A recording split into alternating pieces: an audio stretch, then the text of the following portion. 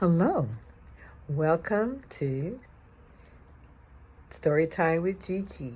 I'm reading to you the story entitled The Princess and the Pea.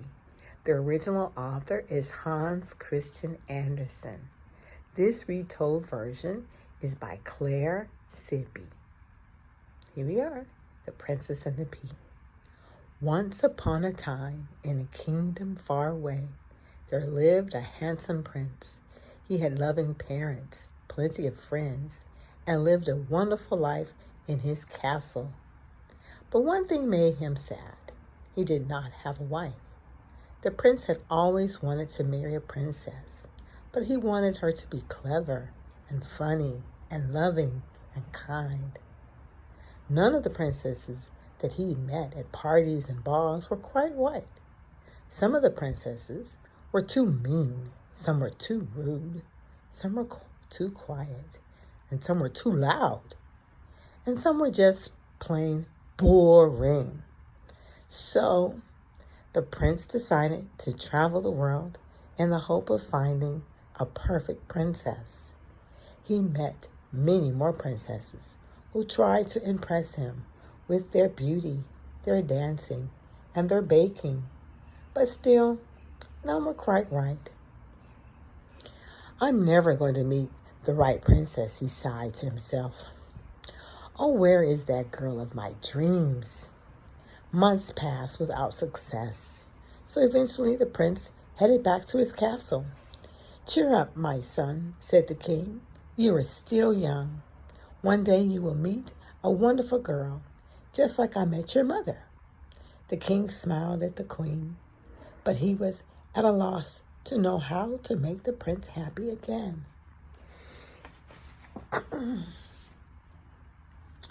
Then one night, when even the king and queen had begun to give up hope of their son ever finding a bride, there was a terrible storm.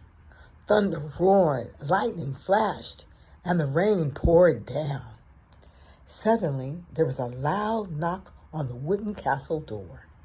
I wonder who could be out in such a terrible stormy night, said the prince. When he opened the door, a pretty young girl stared back at him. She was soaked from head to toe. Oh, please, your royal highness, may I come in for a moment, she pleaded. I was traveling to see some friends, and I got lost in this storm, and now I'm very cold and very wet. The prince ushered the poor girl in out of the wind and the rain. You poor thing, said the queen. You must stay the night. You cannot travel on in this weather. The prince smiled at the girl. What is your name? He asked her. I'm Princess Penelope, she replied.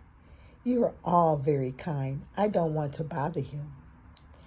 At the word princess, the queen smiled to herself. I wonder, she thought, but she didn't say anything. She took the girl's hand and said aloud, Of course not, my dear. Come, let's get you warm.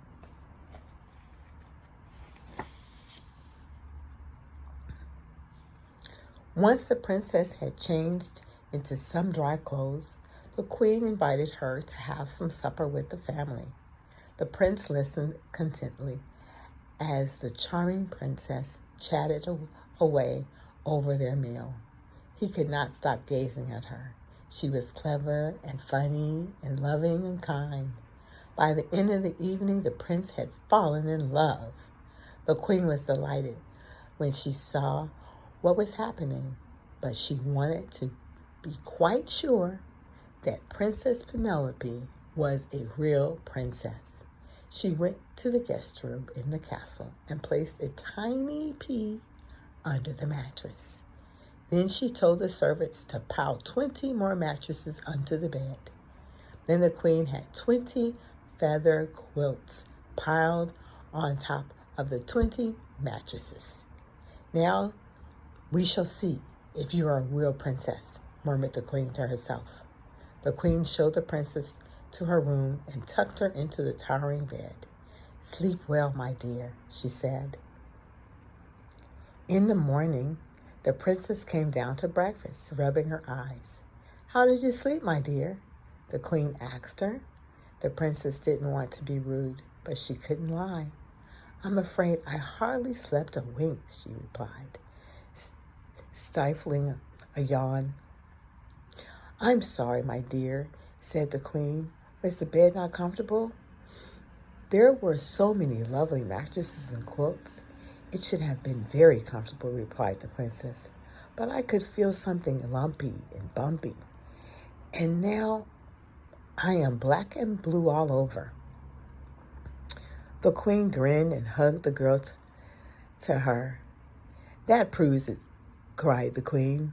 "Only a real princess would be able to feel a tiny pea through 20 mattresses and 20 feather quilts."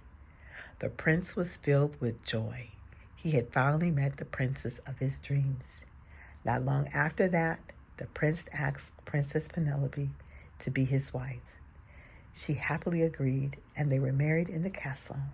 The prince was never unhappy again. And as for the pea, it was put in the Royal Museum as proof that perfect princesses do exist. So the moral of the story is little things do make a big difference, huh?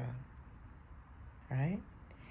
And princesses will not be rude, but they will be polite, and they'll let you know when little things are not to their liking.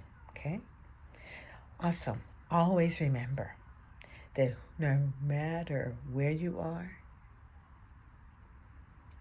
you always belong. No matter who you are, you always belong. And I want you to also know this: you are worthy. You're worthy of love. You're worthy of kindness. You're worthy of respect. You were born worthy. Okay? That's what my mother told me. That's why babies are born without clothes.